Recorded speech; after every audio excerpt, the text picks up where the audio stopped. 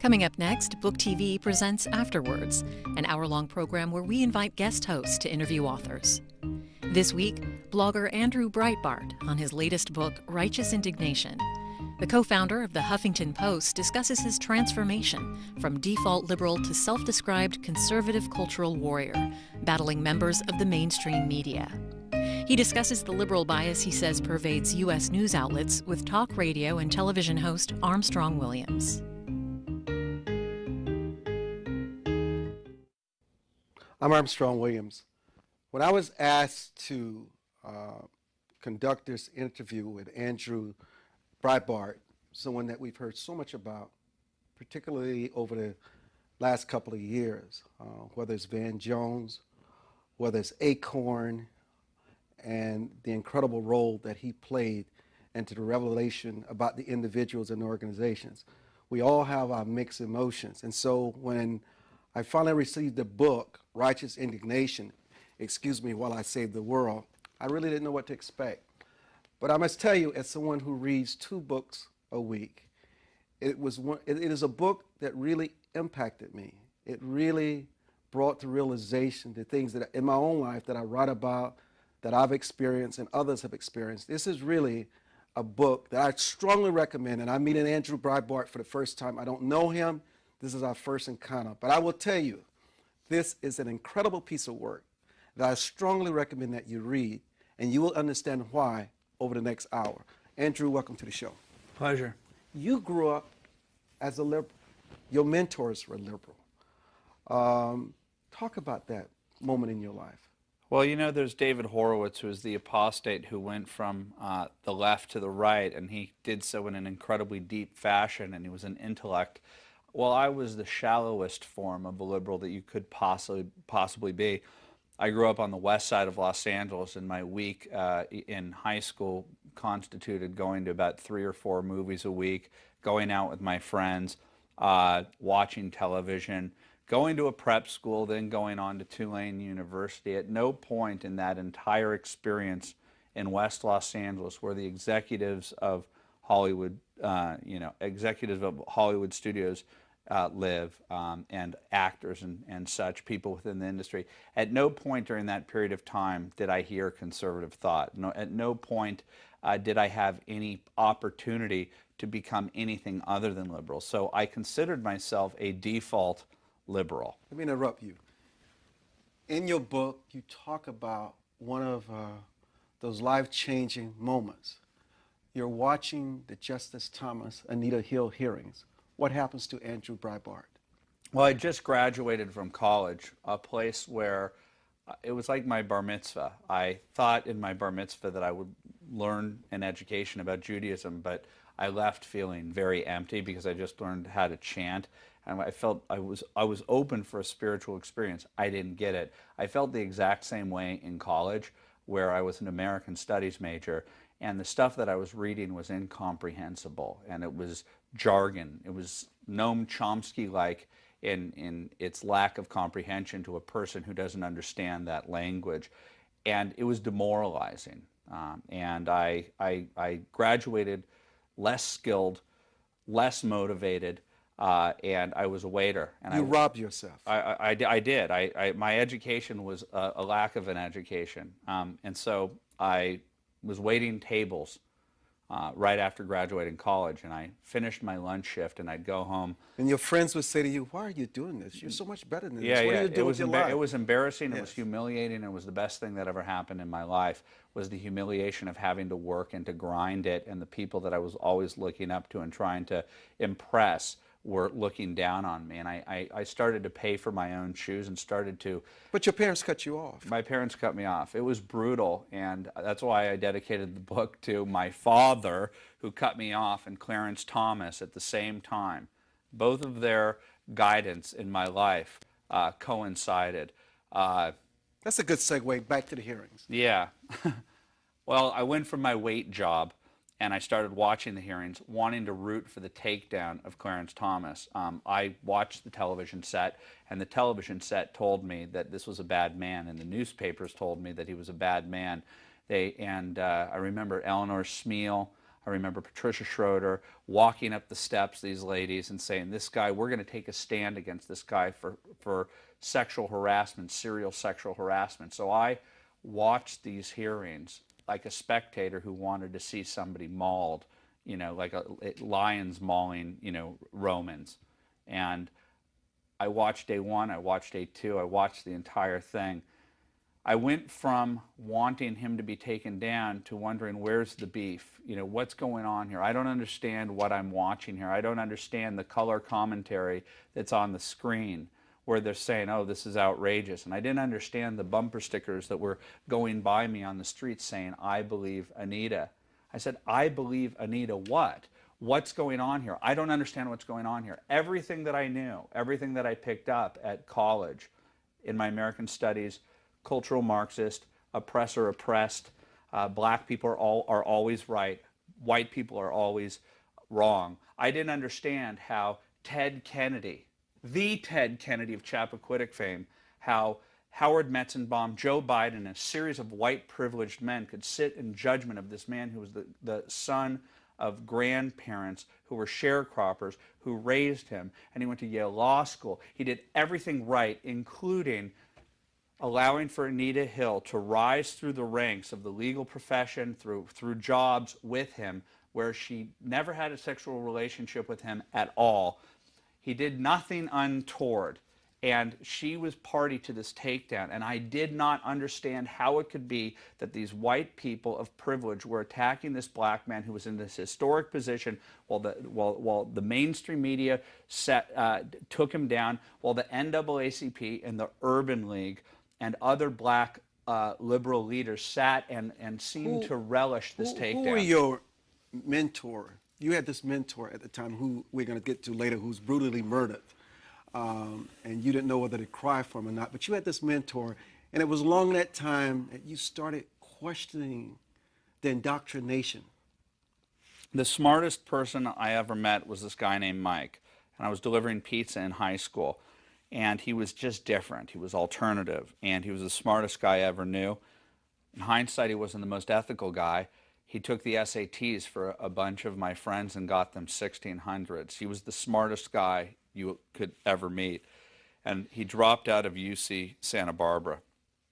And while I was going to college, he was floundering and doing drugs. During the period of time that he was my mentor, he was taking me to alternative bookstores to read about left-wing ideas. He very much was into the class struggle.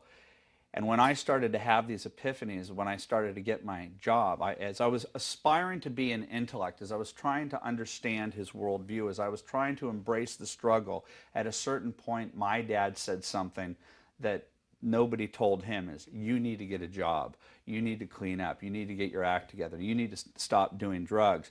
And so there was a certain point where I started to challenge my mentor. It wasn't that I felt that I was an intellect and that I was able to beat him at the game of SAT scores. I still was about 400 points below him on that level, but I started to gain the self-confidence and the self-respect that I could call him out on his misbehavior.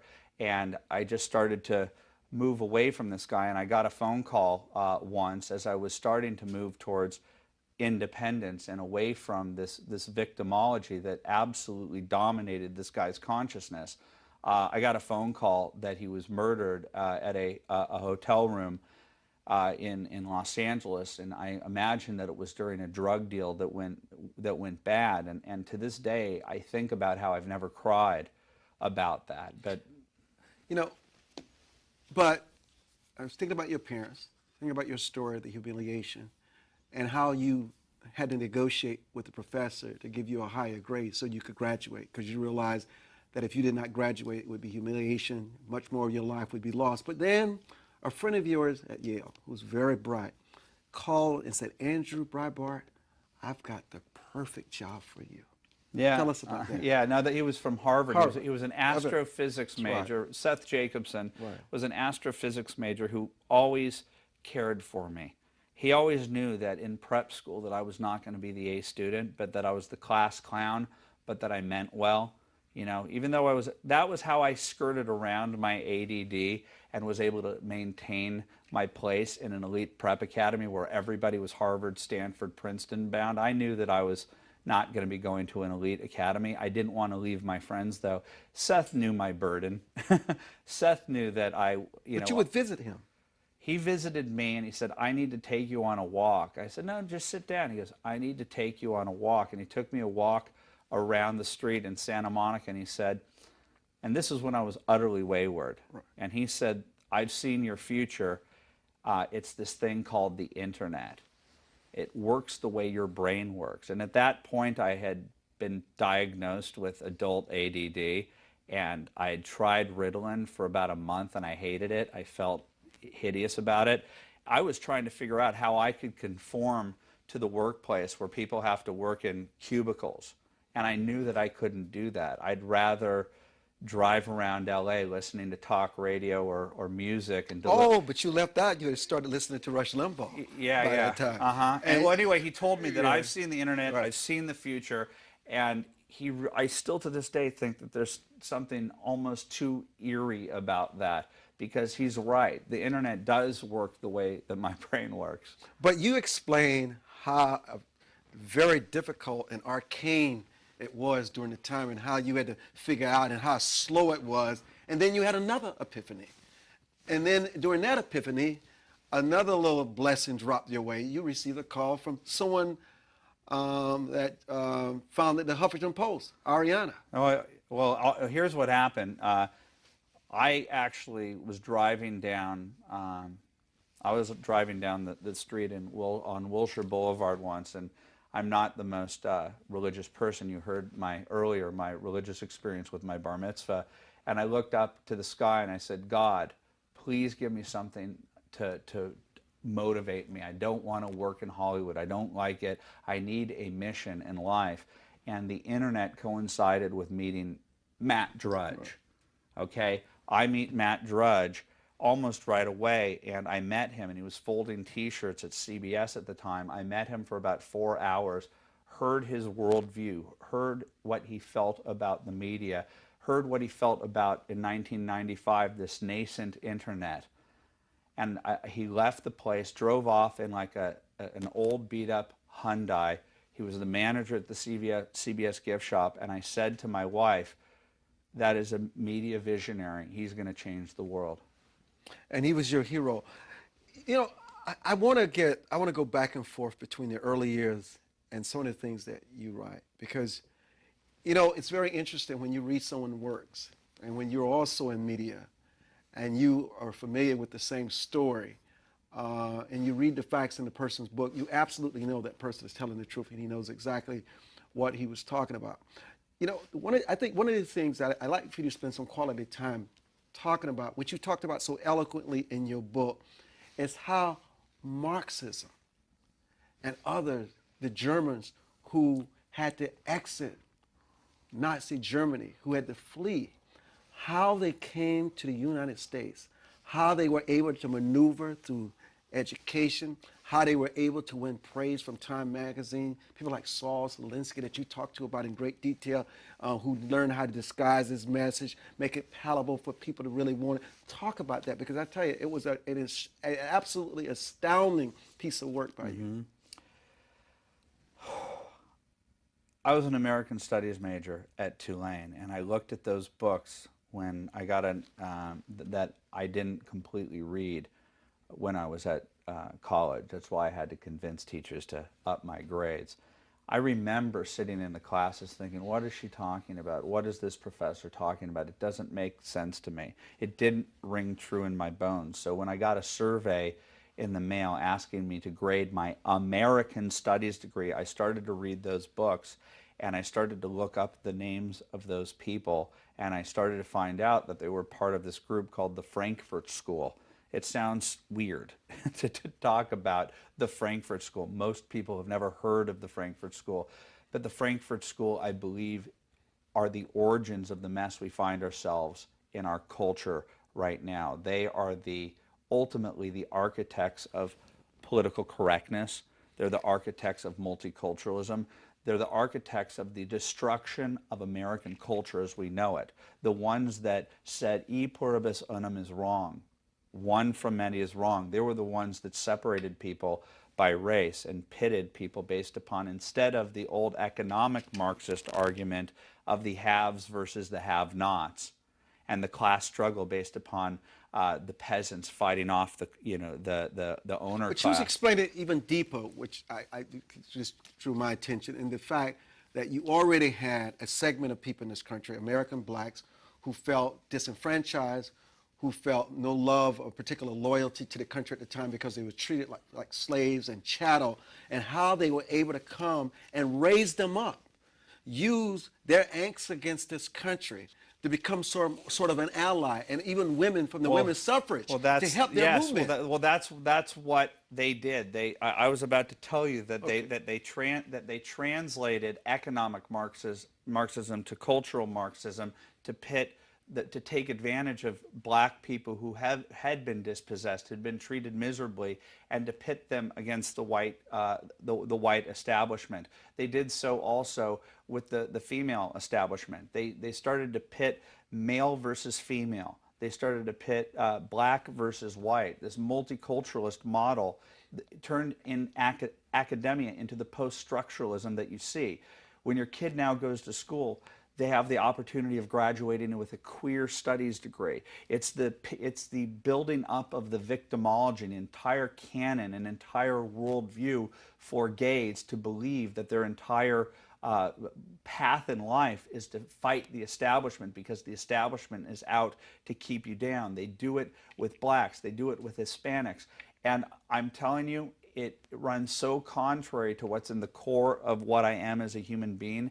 And that's why I think that the Clarence Thomas hearings were so instrumental to me, because my entire sense of righteousness, my righteous indignance as a youth going through my conversion to conservatism, was based upon the inequities that I found in society. And when I discovered that the cultural left was not interested in creating equality in this country, that it wanted to pit blacks against whites in order to continue to climb, to get political power in this country, it was demoralizing to say the least. But once I figured it out, I decided to hell with it. That drive on Wilshire Boulevard that I had, where I said I want a mission in life, this is my goal in life. I want to destroy the institutional left. I want to make it so that black people in this country, Hispanics in this country, gays in this country have the freedom to believe in whatever political philosophy they want to believe in. That the Democratic Party is not the only place for them in this country. I believe in freedom. I believe in individuality to the core of my belief. And my fights out there are an attack on the NAACP. My attacks on the mainstream media are because I want to break down this artificial construct that pits Americans against each other. Andrew Breitbart has written a fascinating, and I cannot emphasize it enough, piece of work, Righteous Indignation. Excuse me while I save the world. Another aspect of this book that it's riveting. And this aspect you will find to be shocking, painful, and truly disheartening. I remember this situation in Washington, D.C. that you write so vividly about, where members of the Black Caucus, John Lewis and others, said they were called the N-word, and we won't use that word on these airwaves, 11 times. And they 15 times. 15 times. Thank you for the correction. And it was a big story. The mainstream media ran with it, and I will tell you this. We had people there, and they said, Armstrong, it did not happen. They said, that did not happen. I said, no one would just make up that type of lie, and they said it did not happen. You have said in this book that there are those who are so bent on their agenda, so bent on dividing America and maintaining the perceived power that they have, that they will absolutely lie. And the media will brand this lie as the truth, and when they realize that it's not, they will never issue an apology or make amends for it. This is what is at risk. I've been to 30 Tea Parties. 90% of them I've been invited by women, like Sarah Palin and Michelle Bachmann type women who pick me up in SUVs and take me into town and take me to the Tea Party. At those Tea Parties, the best speakers tend to be black conservatives. But they're not the best speakers because they're black. No, there's a reason why these two dynamics are happening. You have to explain that. Because men, because of political correctness, have become eunuchs. They're afraid of their shadows. The men who are running for the Republican ticket right now, who are white, are poll testing everything that comes out of their mouth. The wind. The wind. Herman Cain. I advocate a Herman Cain. Godfather's piece out of Atlanta, Georgia. Right. Allen West. Out of Florida, elected to Congress. Ticket. It would be. Ticket for what? Presidency. Because it would go straight after what I call the Democrat media Before complex. we get to your, before we get to that, we've got to talk about the fact, what happened. The lies. Yes. The lies. What is at stake here is that blacks and women are creating the Tea Party, making it a place that, unlike the Republican Party, which is a toxic environment for blacks, and that's been the media's job for years, this is a place for blacks and women and Hispanics to go to recreate this country in its original constitutional vision. And that is the threat. That is why they had to fight. That's why they had to lie. That's why Nancy Pelosi... But these are vicious lies. This is what happened is this. Lies. What happened is this, and all I have to do is point to the architecture of Capitol Hill. There are tunnels between the Cannon House building and the Capitol, and that is how Nancy Pelosi travels. That's how she gets to her Capitol to vote. But on this day, when 40,000 taxpayers, Tea Party members, got out there to say, kill the bill, kill the bill. What bill? Obamacare. The day before Obamacare, there was a Tea Party rally there. And Nancy Pelosi orchestrated, I guarantee you, this is my positing this, but it's pretty much undeniable when you see what happened. We started to get word out that Barney Frank was called a negative word to describe a homosexual on Twitter. People wrote about it. Wow, I can't believe Barney Frank was called that by these Tea Party people. They've wanted to have bad behavior from the Tea Party. They've never gotten it, but this time they got it, and one time somebody called Barney Frank the F word. And then we heard that black congressmen were called the N word. And next thing you know, the media picks up on it, and after 2 years of trying to find a racist incident or a bad incident, they created one. They created one. And I want to say this. I don't want to interrupt you. Yeah. Andrew Breitbart, to show his character and sincerity about this, offered members of the Congressional Black Caucus $100,000, $100,000 if they could prove in any instance where they were called the N-word. Once, not 15 times. All I needed was once. That's right, on once. tape. And what happened? They ignored your plea. $100,000. Okay. But here's the thing. Here's what they were trying to do. Jesse Jackson Jr. was walking through the crowd trying to get a YouTube moment of somebody to say something. Congressman's car, they could have walked underneath. The most unpopular members of the caucus walked through that crowd hoping to inspire a Tea Party person to incite something. How can I prove this? Nancy Pelosi, an hour after the alleged event where the N-word was hurled, that's a place where Congressman Carson said he thought that he was going to be hit by rocks. Nancy Pelosi walked through the same unsecure grounds with a massive gavel that was about 10 times the size of a gavel, with a grin on her face that was ear to ear. She wanted people to yell at her. She could have walked underneath. They were all looking for to incite the crowd. Sheila Jackson Lee was giving an obnoxious V sign from the Capitol building. They were trying to get the moment, and they didn't get it. Here's what Congressman Carson said, and it's on video. I was walking down the Cannon House steps. I was walking out of Cannon, and a mob of 400 people surrounded us. People started to hurl the N-word 15 times, he says. 15 times, 15 people. Kill the bill, N-word, he said. Kill the bill, N-word. He said it was a page out of a time machine. And then the police saw that we were in peril, and I'm paraphrasing him, but it's pretty much verbatim.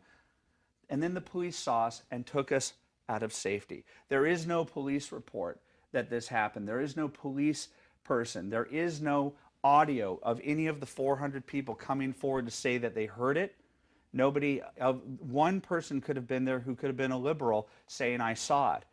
Nobody saw it. Congressman Carson created such an image that is not what Barney Frank said. One person said something. He created a vivid image that he described as a page out of a time machine.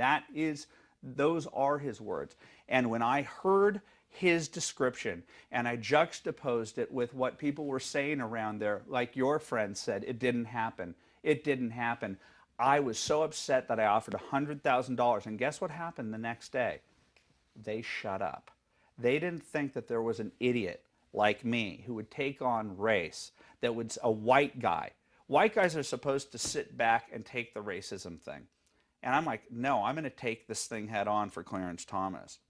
I'm going to take this thing head on. This is the battle of my life. But what happened to you during the Bill Maher interview when you sold yourself out because you want to be a part of the club?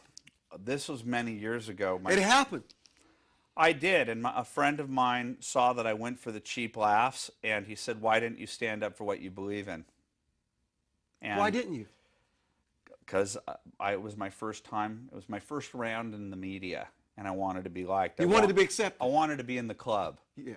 And then a friend told me after he called you that night. Everybody praised me and said, you were great. The Bill Maher people said, hey, we want to have you on again. And I was like, hey, hey. Read the book to get the details. Hey, Go hey. ahead. Yes. And my friend said, hey, you were great on the show last night. Why didn't you stick up for what you believe in? And it haunted you. Yeah, for 2 years. You were torn. But this was 2009 they invited you back? That was 2004. In 2009 they invited you? Yeah, they invited me like maybe 2007, 2008. But that's okay. Yeah, 2008. No, it was the first month of Obama. Right. It was the first month of Obama. You went back on.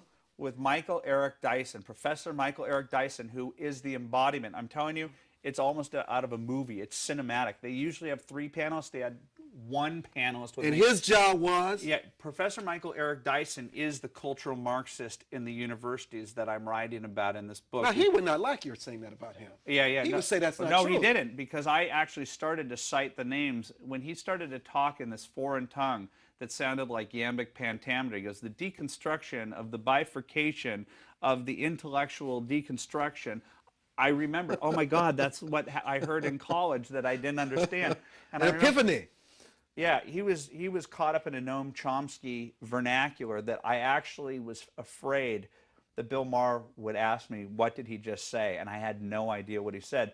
But his job there is to make me appear like I'm a racist. His job there was to call Rush Limbaugh a racist. And I'm sitting there thinking to myself, stand up for what you believe in. And I started to fight back, and the crowd started booing me. In fact, it got to the point where the second I would get a syllable out, they started booing at the beginning of a sentence, to the point where Bill Maher had to stop them. He said, let him finish. Let him finish. And Michael Eric Dyson was doing everything he could to enable you. You don't understand the power structures that you're talking about, young man. You don't understand the power structures and the definition of what racism is. Racism is the cultural imposition of the dialectic. I don't know what he was talking about, but he was racism, racism, racism, and everywhere I go, racism, racism, racism. I'm like, racism is the cudgel that you guys use. This is where in America, this is un-American, where you're guilty and you don't even have the ability to disprove it. But are you trying to convey to our listeners who are like I am enraptured with this discussion that it's only black men that play this race game, play this card, whip people to a frenzy, and just tell these lies? No. Do they have a monopoly on this? No. Bill Maher just sits back and enjoys it and plays off of it, because that gets you, white guilt, as Shelby Steele will talk to you about, is played like a Stradivarius by the black community, by the liberal black community. And the people who will tell you about this the most are black conservatives. They go, yeah, and guess what we are? We're the Uncle Toms. Everybody is in their place. Here's what people would not understand in this discussion today. People lie. They tell great lies. Many people are hurt. Sometimes people die. Why would a media like NBC, CBS, the New York Times, the Washington Post, the LA Times, USA Today, why would they be complicit and enablers in this very dangerous process for our country? It is. It's pitting people against each other in the summer. That's when it was last year, the Congressional Black Caucus accusations. I'm like, don't do this.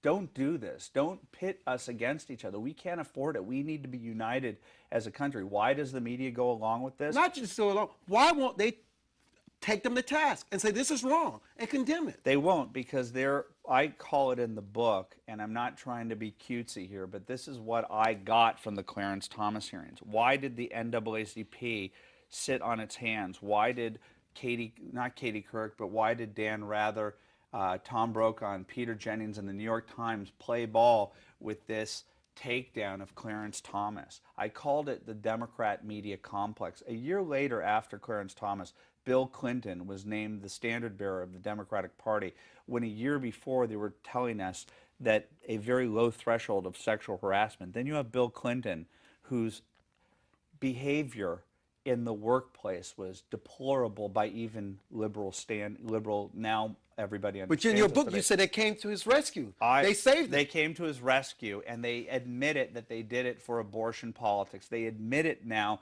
that they did it for abortion politics. That's why they went after Clarence Thomas. And so I call that the Democrat media complex. Oh, no. You said much more in your book.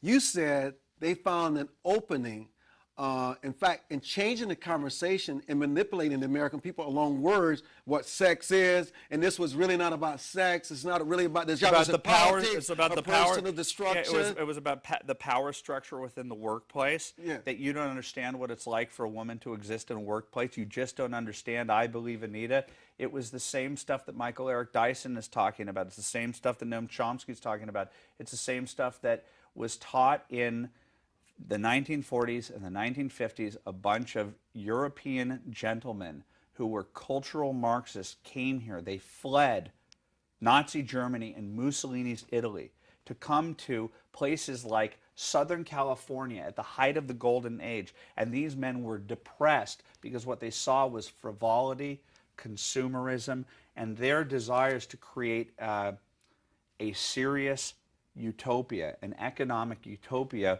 were hindered and hampered by what they saw was shallow consumerism. And they devised of a political, cultural, Marxist pathway that wasn't aiming straight at the politics, but was aiming at the culture. And they told their minions, go to the college campus, go to Hollywood. They took over Hollywood, and they took over the mainstream media. And they devised a false pretense called objective journalism.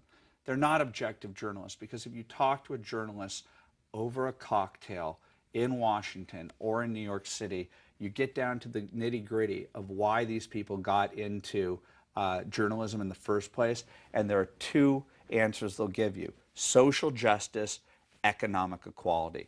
Their motivations were the civil rights movement. And so liberal white journalists are absolutely invested in the 1960s Urban League, Jesse Jackson, NAACP narrative, and conservative black people need to shut up. Are you telling us, that this only exists with liberals and in the liberal establishment? Are you? Are you talking about political correctness or control? However you want to answer it. You know what I'm asking. Well, you. here's what I enjoy about conservative media. Are you saying me it doesn't exist with conservatives? What do they have exclusivity on this? I really do believe that's the case. I believe that Rush Limbaugh, who they hate, is an affable guy. He's not trying to keep anybody down. And I believe that Rush Limbaugh does something that the New York Post, the New York Times writers and the Washington Post writers, he says, I'm biased. I'm coming to you with my point of view, and I'm not biased. I'm biased. I'm a conservative, and that's the difference between conservatives and liberals in the media. Liberals use their objectivity as their weaponry in order to cause people like me, Andrew Breitbart, Brentwood, default liberal. I just thought I was getting the truth. I thought I was getting the truth by these people. You take me back to something else you said in your book, which I thought was an excellent point. And it was about transparency. You said the one thing that liberals do very well, like Obama. You said when Obama said, this is who I am, I smoked a little, I did a little this, I hung out with some bad characters, hey, that's my life story. And you said it took the wind out of the sails of those who do this gotcha politics. You talked about what Republicans should do is just disclose, be honest, and don't hide what they are, no matter what it is. And go into Bill Maher's show or go on to MSNBC. Right. Let it hang out a little. All this poll testing is why they're eunuchs. It's why the left is able to control the narrative in a country that, according to Gallup, there's a 2-to-1 ratio of conservative to liberal. But we turn on the television set, you read the Washington Post, it's all the liberal narrative. And all of the conservatives are afraid of their shadows. They're afraid that their past is going to come out. They're going to be afraid that somebody's not going to like them or not invite them back on a certain comedy show. You use Mark Foley as an example. Oh, yeah. Well, Mark Foley, I mean, he was isolated the same reason why somebody who's black is isolated, because he was gay and a conservative. And I say this, I've supported, and I've gotten into trouble with this within some parts of the conservative movement. I supported Go Proud, which is a gay conservative organization. If being a conservative means saying that there can't be something called a gay conservative, then I'm not a conservative. And Mark Foley was targeted the way that a liberal closeted gay man or gay man wouldn't be, because the organized left has decided that it's its job to police its own, to target gay conservatives, to humiliate them as much as humanly possible as a form of political extortion. If you don't believe the way we believe, we're going to ruin your life. You know, there's so much to this man, Andrew Breitbart, righteous indignation. Excuse me while I say the world. You know, I don't know if people know that now that you've become the genius of the internet, along with those that you admire so much, you were able to force the media to address Acorn's corruption. You brought to light Van Jones and other stories. And you did not do it because you had an angst, you had you wanted to grind an axe against these people. You felt that there was wrongdoing, serious wrongdoing, and it should be reported. Well, absolutely. Well, James O'Keefe and Hannah Giles came to me with a pre-packaged. Who are they? They did the Acorn undercover work. James was the guy who does these type of things, and Hannah was the person who came up with this particular idea and who played the prostitute.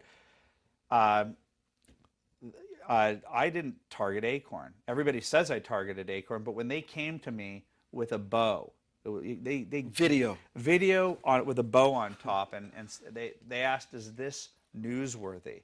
And the answer. And you also thought they could be setting you up. You were cautious. You mentioned it in your book. Yeah. I was a little worried. Yes. I mean, when a person tells you that they do undercover video, you worry that they're doing undercover video. So I must say, at first I was worried, but then I started to see what we had here, which was multiple outlets of Acorn acquiescing to a pimp and a prostitute trying to set up a brothel for oftentimes 14-year-old girls, and they had service with a smile. I said, of course this is news, because if the same premise were to be done at the Heritage Foundation, a conservative foundation here in Washington, do you think that Katie Couric would say this isn't news? How corrupt was Acorn? I believe that they were incredibly corrupt, and that the information was hiding in plain sight, that the books had been written on Acorn, the articles had been written, but it didn't. a picture tells 1,000 words, and that's why Hollywood is so important. There would be a movie about Acorn, by the way, if this were a conservative institution. The videos were able to illuminate and create a depth of what had already previously been written and fallen upon deaf ears. So the video was a message. It was a shot across the bow to people out there in media land that for $1,400, that's how much it cost them for all of those offices.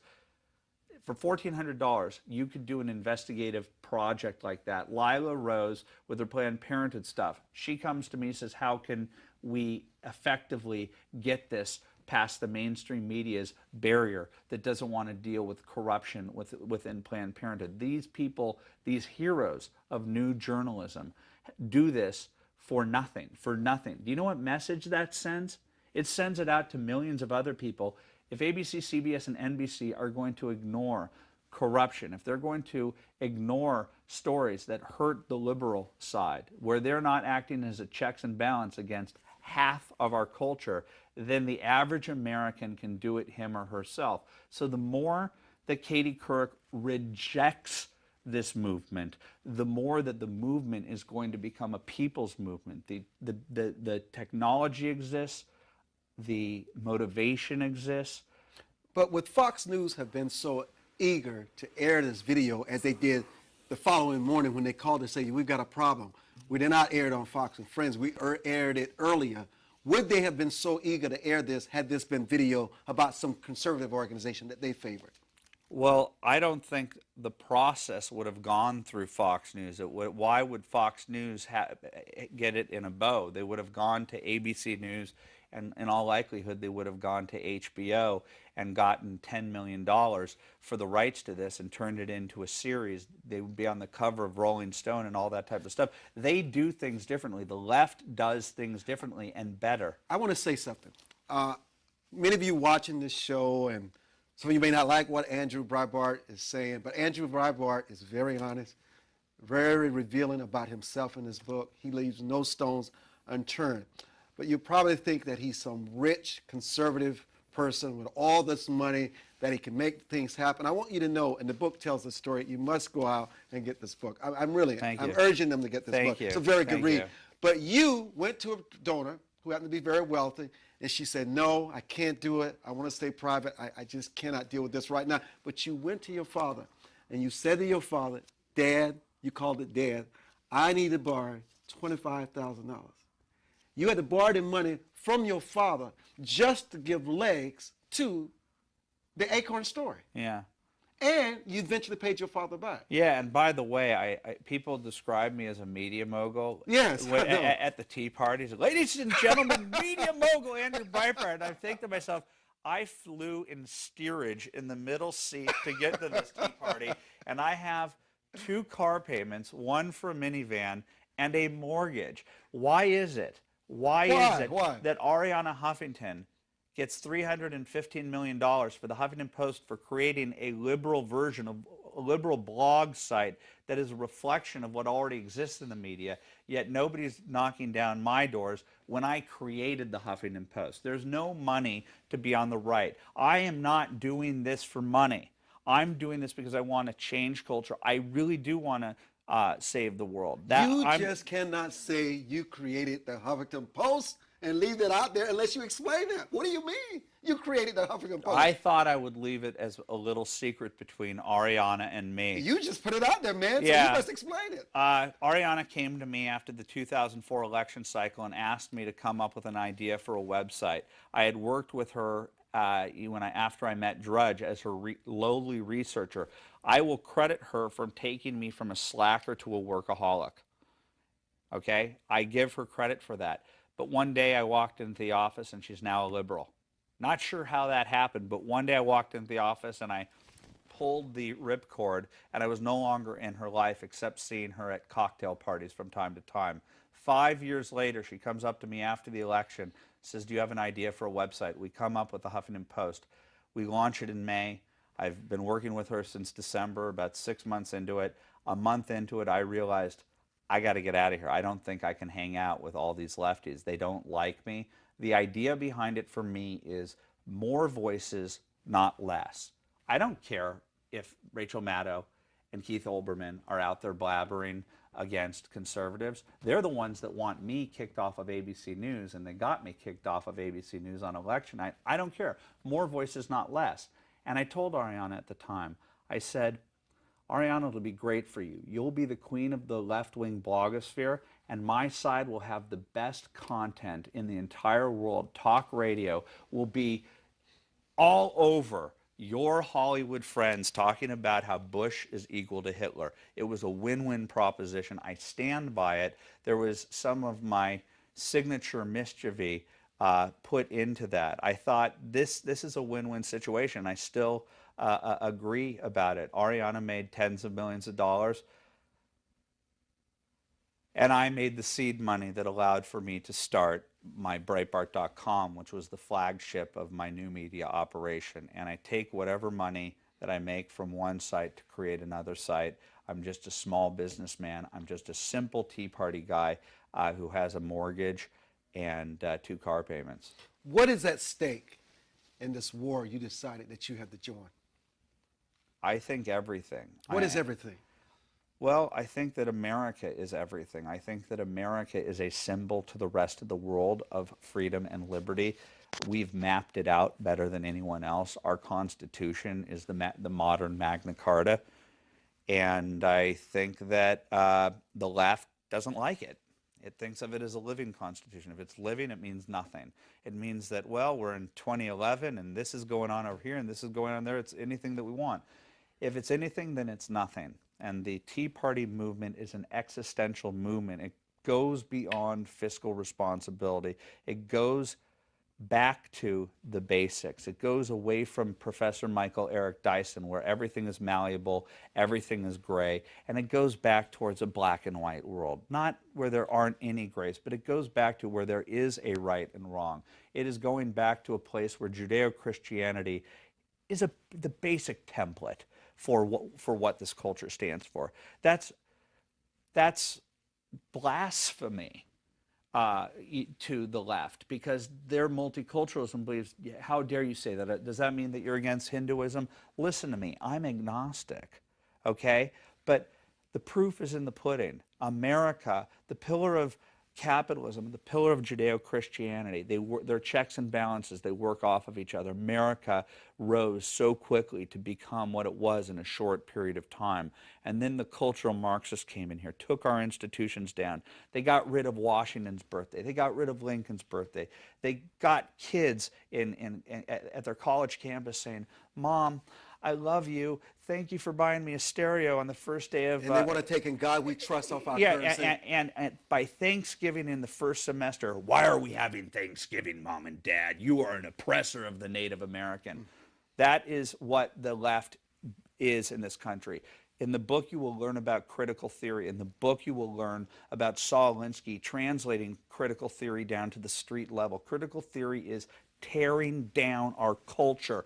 Just criticizing. Sarah Palin is bad. Sarah Palin is bad. George Bush is bad. George Bush is bad. The war is bad. Barack Obama won the presidency after 4 years of the left arguing that the war is wrong. The war is wrong. The war is wrong. It's critical theory. It doesn't matter that once they got in, that they didn't stop the wars. It was an effective strategy of community organizing and community chanting to stop the war, to get Barack Obama in. Now that he's in, the war exists, and they're moving towards their utopia. I love that when you talked about in your book, Zelensky giving his pointers on how to win. Your success is in the reaction of your enemies. Mm-hmm. You cannot go beyond your constituency. You got to go exactly where they are. You got to be humble. You got to be warm. All those fuzzy things that you talk about in your book. And you say the guy was a genius, and it worked. He was effective.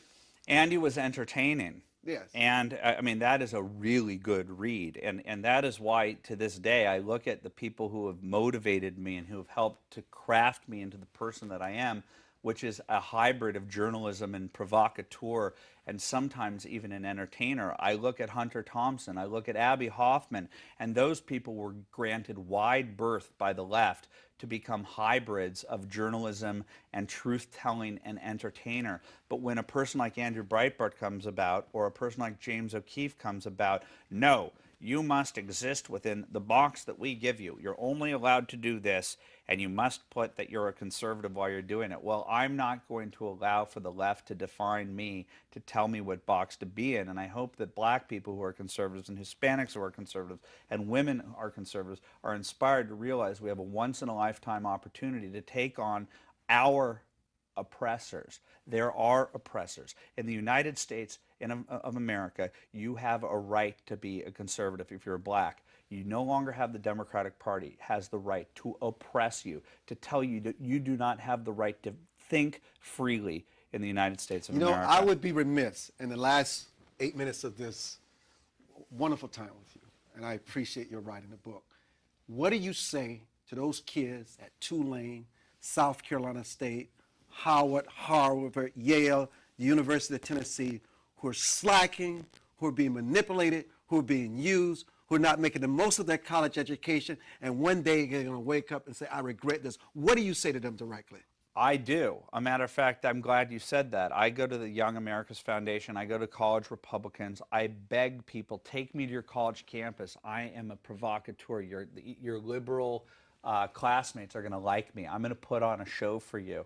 I want to tell them the story of what happened to me and how I had my awakening. And I want to tell them this. I said, this is the most exciting time in the world. I didn't have the internet when you were there. You have the ability to change history. No, that's not what I'm talking about. Don't waste your education. Don't waste your time in college on nonsense. Yeah, well, don't allow yourself to be manipulated and brainwashed for somebody else's cause. That's what I'm telling you is those video cameras are to be turned on the professor. You no longer have the ability now, teacher, to be in a math class telling your students that Bush is Hitler, that Palin is a dominionist, or going off topic and trying to indoctrinate kids. They now have the ability. If you don't like what your teacher's doing, if you think that your teacher's going off curriculum, if you think your teacher's trying to turn you into a Marxist, there's nothing wrong with the transparency of new media, because I guarantee you that even if it's a fifth grade teacher in social studies in Inland Empire in Riverside, California, you get that video of that teacher abusing the child's mind.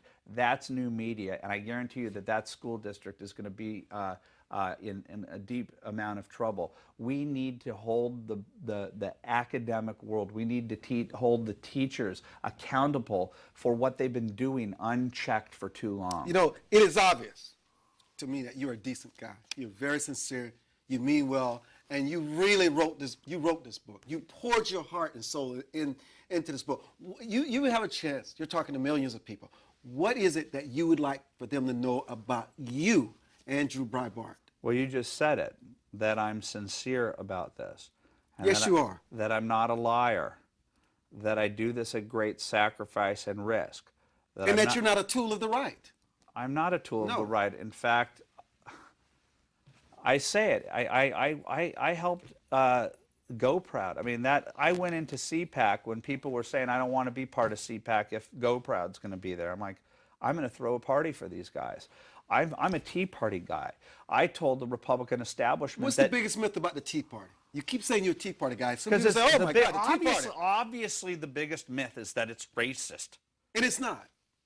No, I believe I believe if black people who feel inside of the inner city or wherever they live, if they were just simply to walk to a Tea Party and just sit amongst people, be an actor. You know how to act. Go out there and shake people's hands. If you're skeptical of them, go out there and ask questions of them. But the left doesn't want them to do that. They don't want to, because they're so... That would be their worst nightmare. That's right. But that's what I want.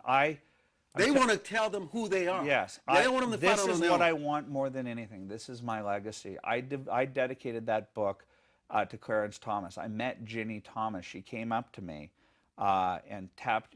I've told this story more times. I've told it to everybody, and I was at an event in Washington, and I didn't know who this lady was who tapped me on the shoulder. And she just told me who she was, and it freaked me. I couldn't deal with the It's huge. You have no idea what that man, meant to me. The stoicism that he had when he went through that. And I've gone through the Shirley Sherrod thing, and she said that I wanted to bring black people back to slavery on national TV, and not one journalist challenged her on that. When this is my life's most important thing, is to do something that no stupid white person would ever think to do, and that's stand up to Jesse Jackson and Al Sharpton and say enough, and to stand up to these people who prey upon people in need, people like Van Jones. I can't think of anything more cynical in the world than what Van Jones has done with his education. This guy graduated from Yale, and what did he do? He went to the inner city in Oakland, California. Did he teach these people in need how to fish? No. He organized around the cynical proposition that Mumia Abu-Jamal is on death row in Pennsylvania because he killed a white cop, or he didn't kill a white cop. Fomenting the rage, community organizing around the rage over a cop killer is as cynical as you can get. And he has used this hucksterism to rise through the ranks to become the next Al Sharpton. Al Sharpton has a history of bloodshed in the name of his own opportunism. And white people in this country are scared to death of being called a racist because they know they're going to be called a racist. I only have one life to live. I have 4 children. I want to leave a better country for them.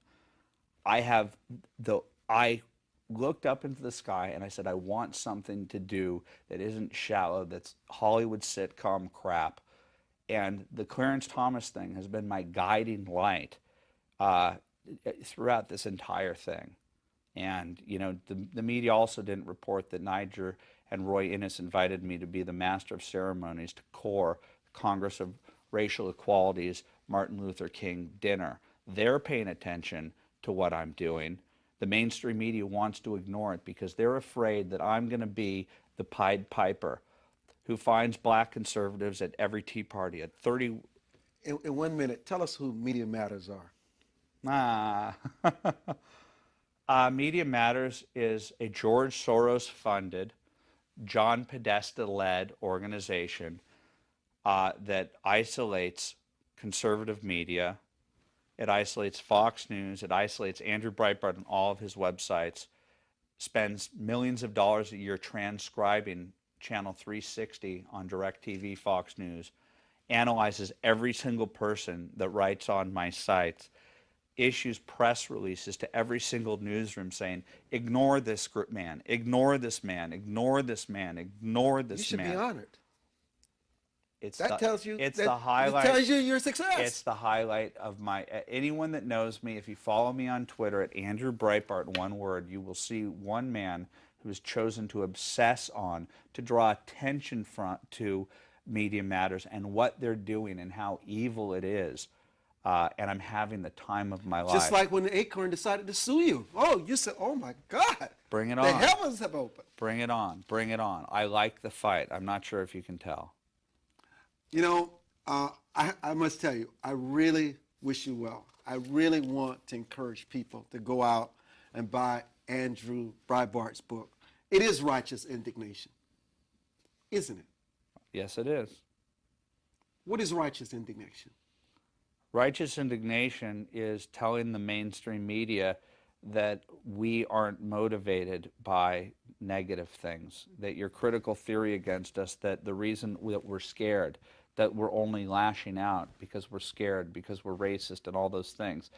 No, it's not just leftists in this country who right-of-center people and Tea Party people and people who are not part of the media elite also want to save the world, and that's what this book is about. Think we have a chance at saving it? I hope so. I'm a pretty cynical guy, but I wake up every day, and that's what I'm trying to do. Listen, it has really been my pleasure today. Thank you. My honor that you wrote the book, and I got a chance to read, be empowered by it, to be charged again. My battery has been recharged. I'm energized. I talk about this book wherever I go. I encourage people to read it because, you know, you were speaking for me and so many other people in the world that can relate to what you've said. And you've become like a clarion call for so many people. Thank you for writing this book. Thank you. And we really wish you much success in all your endeavors. Thank you. Thank you. And thank you, cSpan. I'm Armstrong Williams, Andrew Breitbart.